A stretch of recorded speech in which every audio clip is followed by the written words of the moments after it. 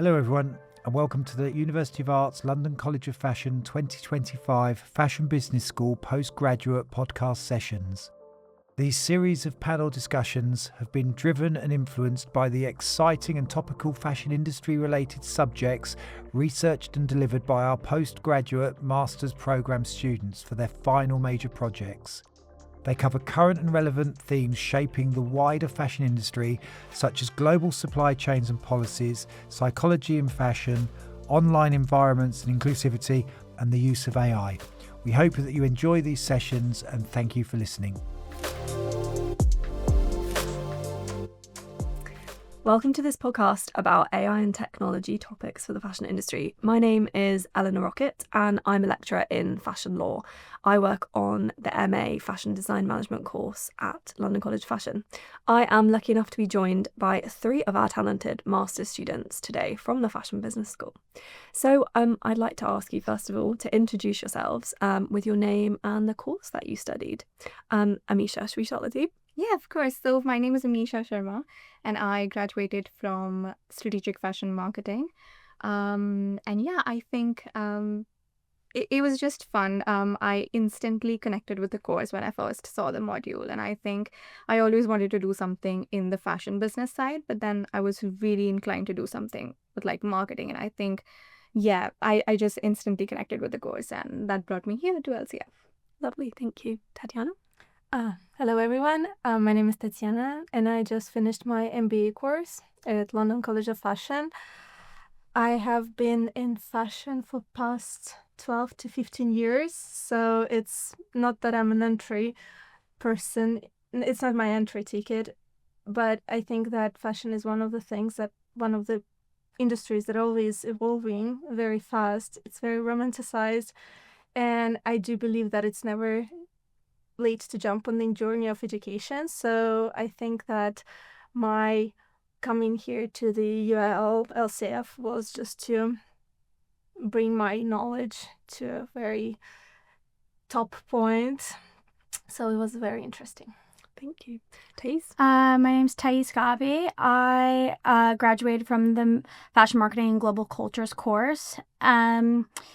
Definitely brought a lot of perspective. I am first generation American, so my family does come from a foreign background. So adding kind of my personal experience with my educational experience with taking marketing and kind of shifting it from different cultures and also different countries as well has fundamentally changed what I want to do next.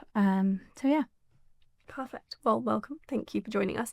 So you all handed in your master's projects in September. I'm sure that must feel like a lovely relief at this point. And the three of you explored different aspects of how AI might impact the fashion industry.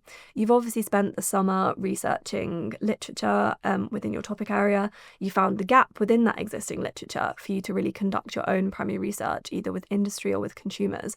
And I'm really excited to hear a bit more about the main insights from your topic areas and how AI might really shift and disrupt the industry.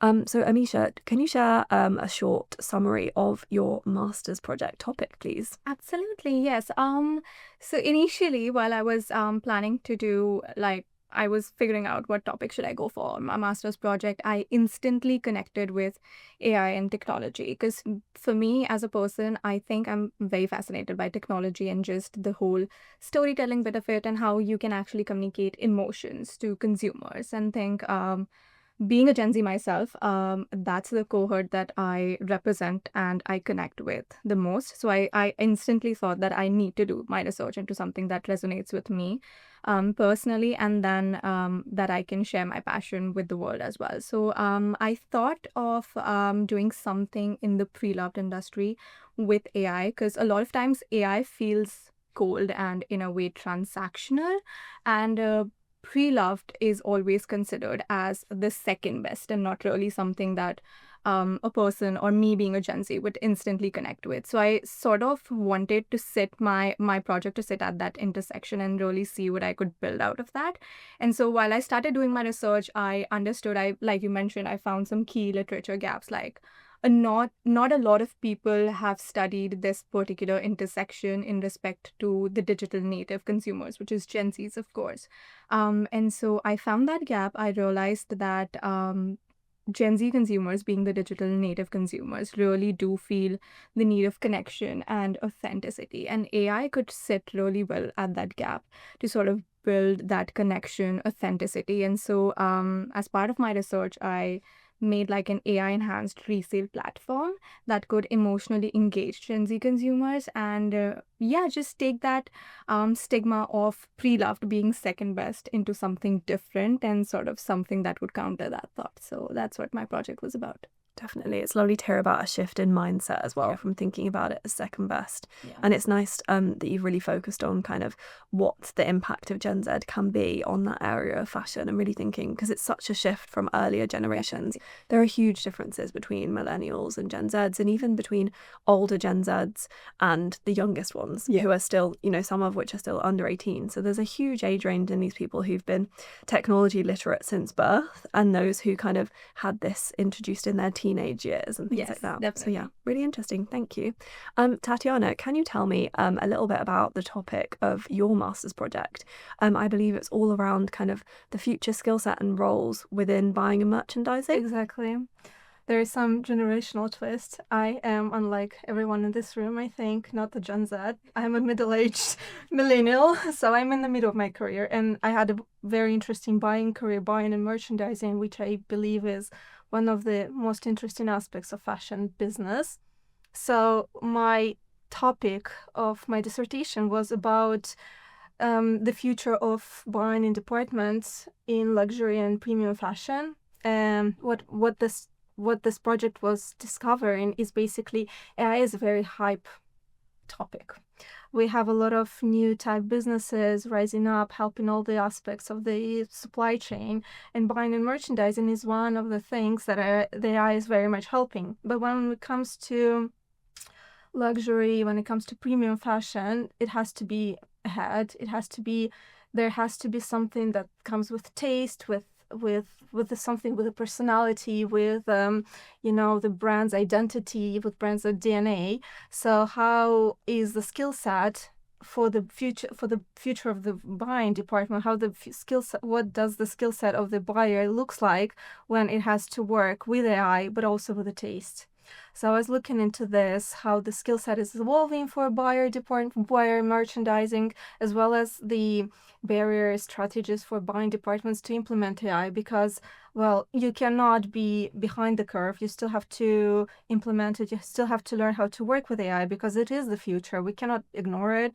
We cannot deny it. It's going to be a future to work with AI, but how to work with it, it's very important. Strategically, we have to eliminate the fear. We have to learn to work with it. We have to adapt to it. We have to, redefine our skill set. So that's what I was looking into.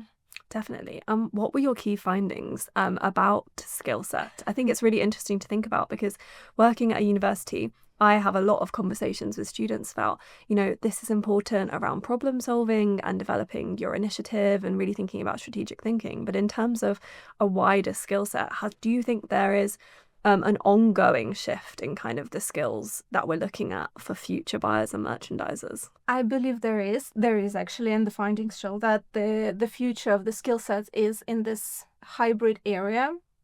But what does it mean? That means that we still have to understand numbers. We have to understand what the numbers are coming from. So yes, the AI can calculate for you, but you do have to understand how it comes. So this is like very good analytical skills, very good numerical skills. But at the same time, what is the most valuable? What the thing that's going to be most valuable in the future is the relationship building, is the you're still going to have to be a person whose people want to sit next to. Then there is a professional etiquette. All of this aspect of human-related skills, they are important. And we still have to take a very good care of them, because that's what HR professionals are looking for.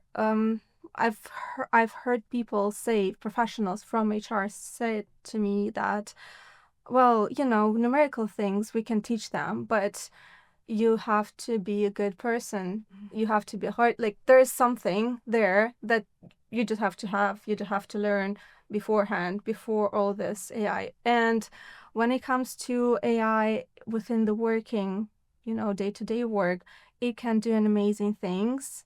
But what is important also is that while the AI do this amazing things, we don't just, there to observe it. It has to help us to do the amazing things. And I think this is like the very interesting and very important nuance when it comes to the skill set and the work with AI. 100%. And I think there's this kind of modern myth that, oh, AI is going to come and take our jobs. But actually, I think you've really framed it so amazingly in saying that it's actually people who have the skills to use AI tools well, plus the skills that we'd usually look for in terms of relationship building, having an amazing personality and kind of the work ethic behind that, who can use these AI skills, who are going to be best placed for these new roles. So it's not that AI tools are necessarily coming for our jobs in buying and merchandising. It's actually about how we use those tools as humans to kind of facilitate this best placed human AI collaboration, I guess. Well, this is true, but I don't think that we cannot forget that AI is it is redefining a lot of things, and it's not that we're gonna lose all the jobs, but there is a disruption in our career paths, and there was a lot of findings on that there are some of the roles that can be automated. Of course they can, because, well, someone can calculate something very much more faster. But this is the challenge for the fashion industry right now, to redefine the career paths, especially for the younger generation, because this is the jobs where they learn, but this is the jobs which can be automated. So this is the tension, I believe, that does exist now in the fashion industry. Definitely, and it's really something that is happening right now. Thais, can you tell us a little bit about your topic area that you were looking at? Because I think there's some correlations. Yeah, so mine isn't directly towards AI. Mine's actually more framed towards like social media algorithms, which obviously can later on, as AI develops, all these, whether it's Google, and they're all implementing AI sort of integrations with it. So I don't see social media platforms being so far behind, to be quite frank with you.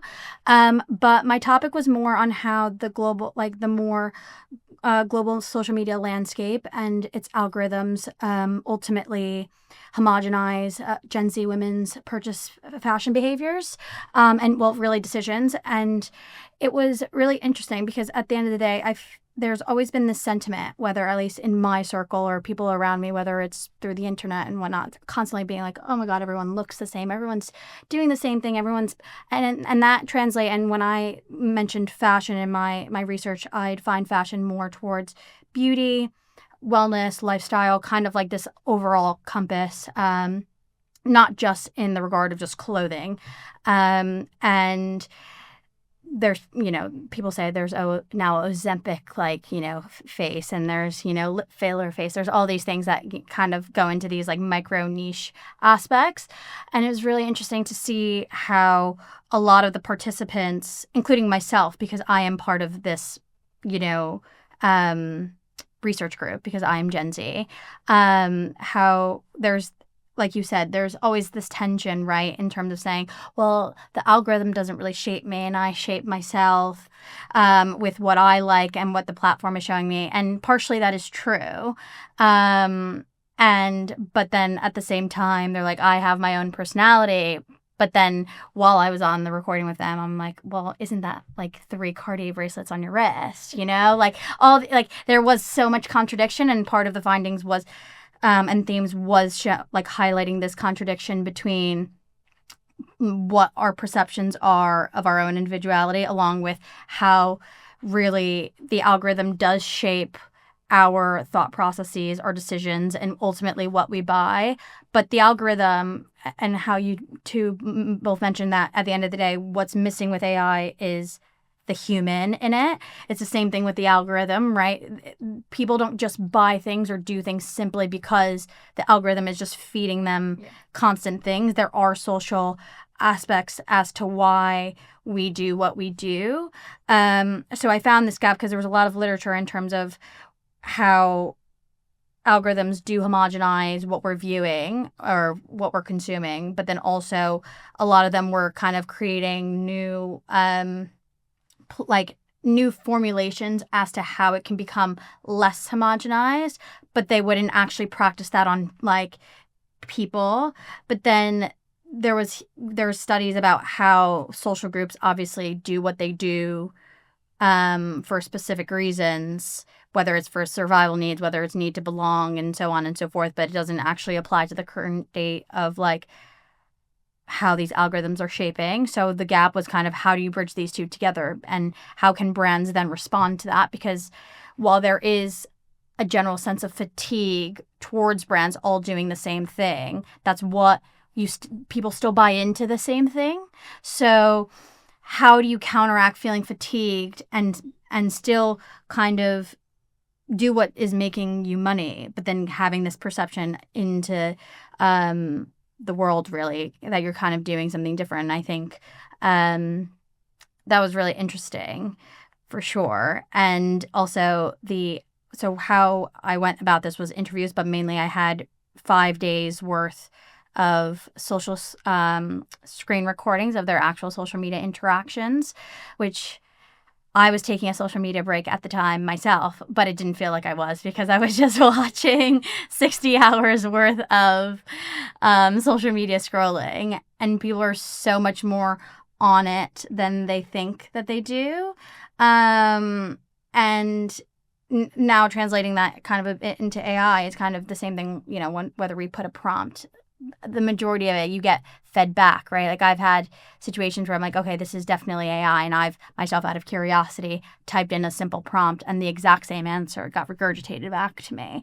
So if you kind of want to relate it to the topic that we're talking about, AI, is how does that shape how we move forward with education or with anything within the fashion industry? Because if we're all plugging in the same thing, it's only fed so much, and obviously it's going to evolve into more complex thinking, and in ways it does adapt to what we're saying, because it stores all of our information of what we're asking, what files we're putting in, but it only changes so much. So yeah. Well, I think that's so interesting. I think we have so much more to look into as individuals around influence, and actually thinking about what influences us. Why are we becoming the people that we're becoming?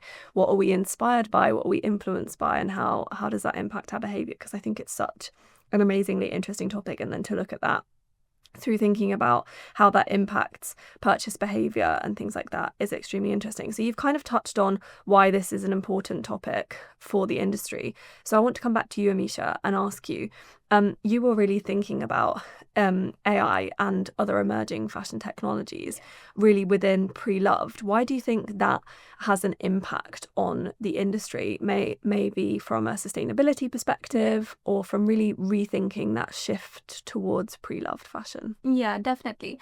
The reason that I think I decided to focus on Pre-Loved was then, of course, I am a person who really stands by sustainability, but let alone sustainability as a reason is not enough to really focus on Pre-Loved industry. And that's something that, in fact, I asked my interview participants as well.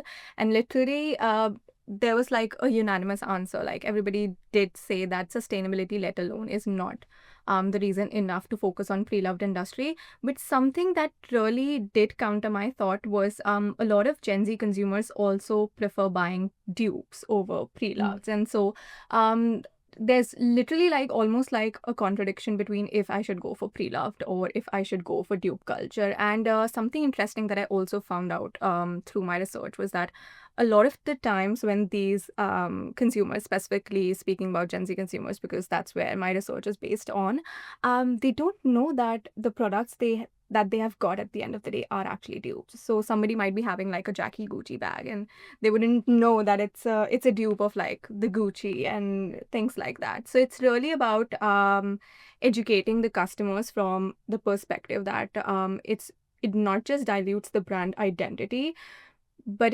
it's also diluting your confidence, in the sense like you can almost have a different alternative, and the way to bridge that gap is to give the consumers what they need, and it's actually authenticity and transparency. So yeah, I literally like thought, how could we use AI, and not just AI, in fact, like emerging technologies, how could we use these two things together to then bridge that gap and then begin something that's more tactile and that's more transparent and that actually engages consumers emotionally and sensorily. And yeah, just that's when I decided to come up with this idea. And my idea is actually called Touch Without Contact, which literally defines how can we use digital materiality in this sense to really convey the textures in digital fashion. And one thing that a lot of consumers are skeptical about when it comes to pre-loved industries, the condition of the products, because of course it's pre-loved, so there would be generally a wear and tear. So yeah, just conditioning that wear and tear, conveying that transparently to the consumers, I think that really came out as something that was the need of the hour in terms of why or where we could bridge AI and pre-loved industry together in that sense. Definitely. So Tatiana, can you tell me a little bit about how you conducted your primary research? So we've heard a little bit from Thais about how you conducted this kind of 60-hour trawl of going through people's social media behavior. But Tatiana, can you tell us a little bit about how you did your primary research? Yes. Well, first I did the observational research where I took 130 job postings in buying and merchandising. I divided them into junior, mid, and senior roles, and I did the sort of frequency analysis. I extracted the main responsibilities and main skills that were the basically the companies are looking now for their departments, for their merchandising and buying departments. And so I found the most sought skills within those roles divided by basically the grade of the roles, the junior ones, the mid roles, and senior roles. And what was interesting there is that the very entry and junior roles were about inserting the data, managing the data and everything.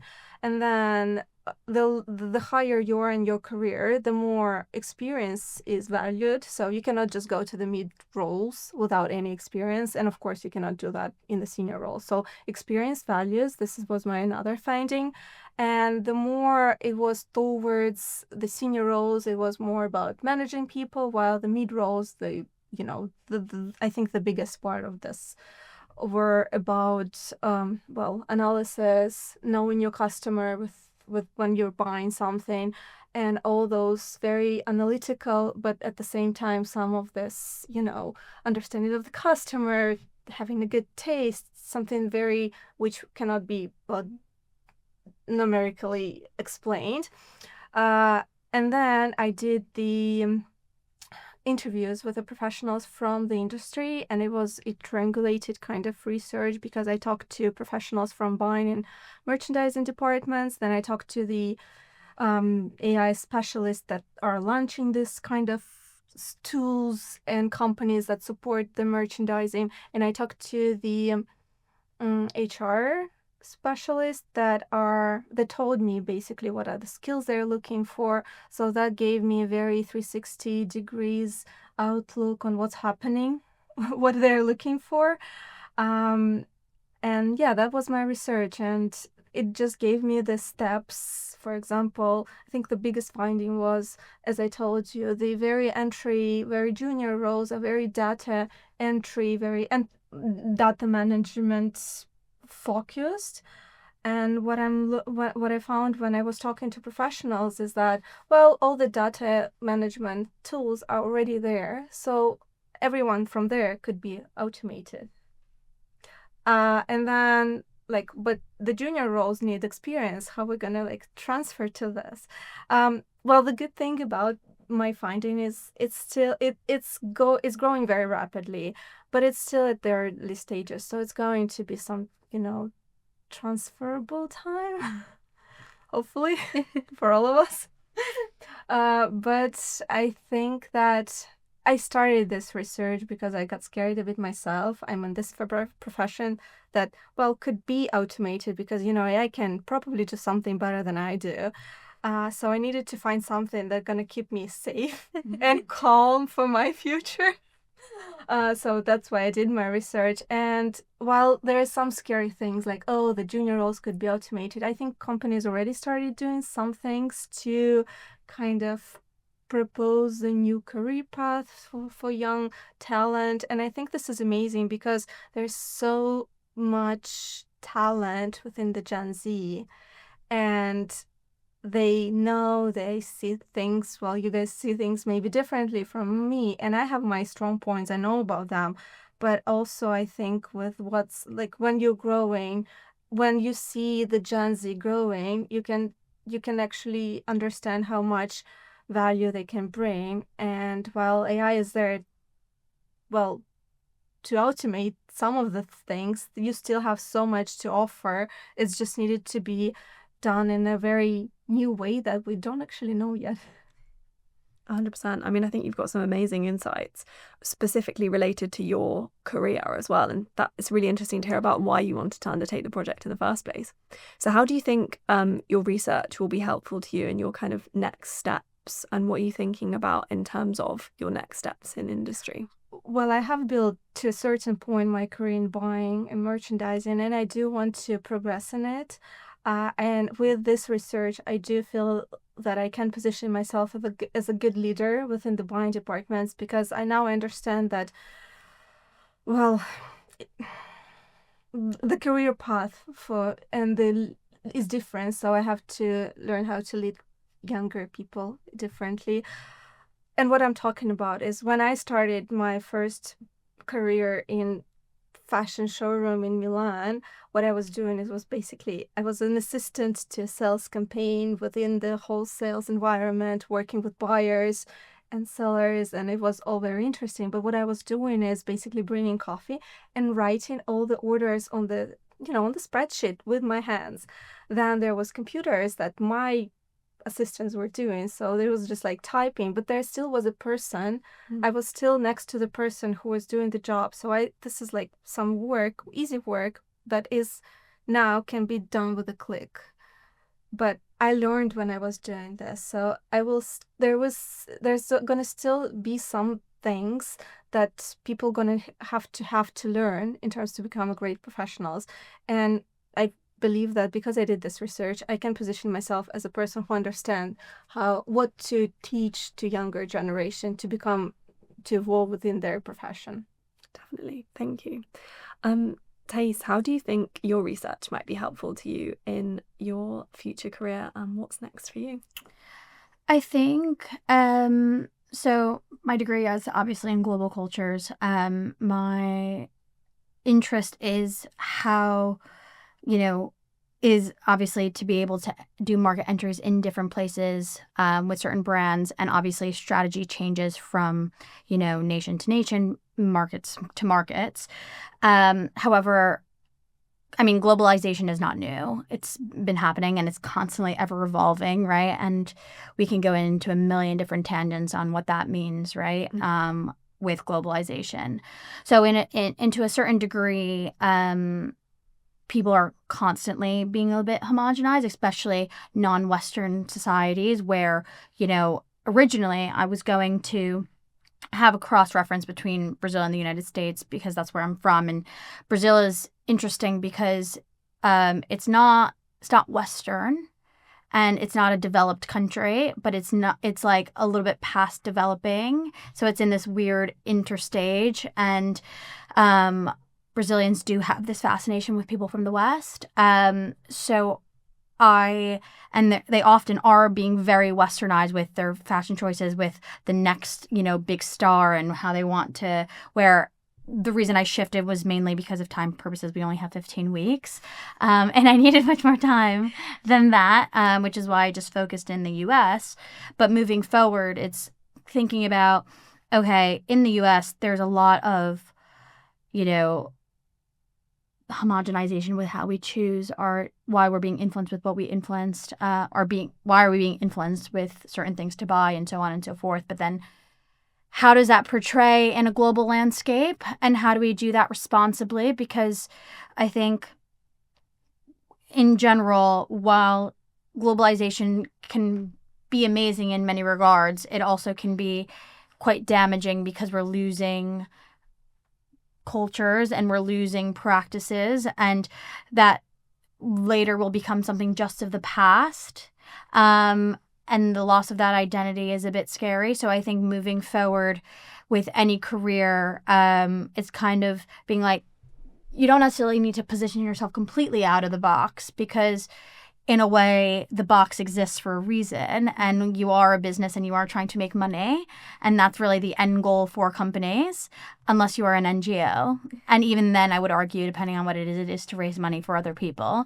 So, but how can you do it in a way that we aren't fully imposing Western beliefs on certain people? How are we able to embrace certain cultures and actually promote it, but not in a superficial way, right? Because a brand coming and saying, okay, we're going to do, let's say, Diwali, right? Like it's just happened and I'm doing something for my job for it. So that's why it's top to mind. Okay, this brand did a Diwali party in London. Okay, great. Is it just an excuse to have PR and be like, I'm on the news again, and portray as if you're embracing this culture? Or are you actually embracing it? And that means different things for different markets. You don't necessarily need to embrace. I think it's a great thing to do because the UK, US are a melting pot of culture. So it would be great to be represented in the US. But mainly in those like if you're entering Indian culture, if you're entering Brazilian culture, we're not trying to just copy paste. And I understand that market entries are different for different companies, like the Zaras of the world, the H&Ms. They might not necessarily want to. It might be more costly to completely change. But how can we somewhat do that in order to not lose this authenticity? Because the findings show that we need authenticity. We need to feel like we are being unique. And a lot of that was I found interesting was people would conform, but then justify their conformity by saying, well, it's actually not because it's trend or because everyone's wearing it. It's because I really liked that product. And then the real question is, how do you determine that's actually what you like and that's actually your style, you know? Yeah. So yeah, I think I think moving forward into my career, like that's something that I would like to like look for.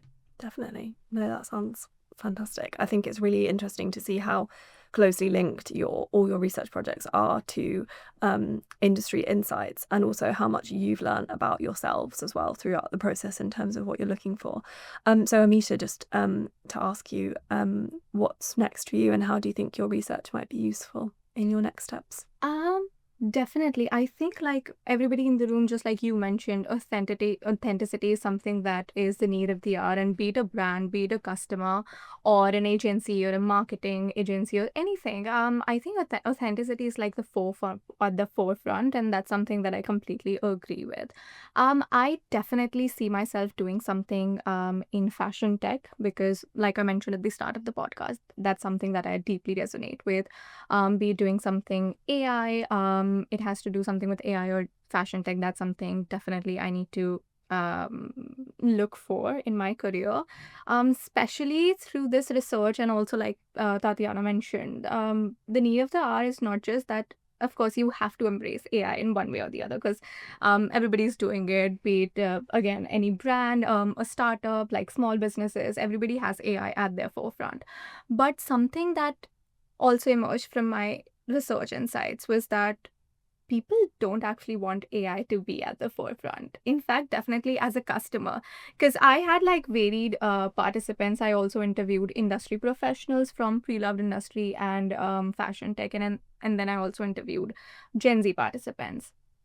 Gen Z participants don't really appreciate when they know that the campaign that you're seeing, it was actually done by AI, because then it takes away the authenticity bit of it. So it's really about how you balance, like you mentioned, how do you balance AI with that human touch. So there has to be like a human behind every AI campaign or every AI tool that you're seeing. And that's actually, I don't think it's actually possible any other way around, because it's actually the humans who are giving the prompts anyways.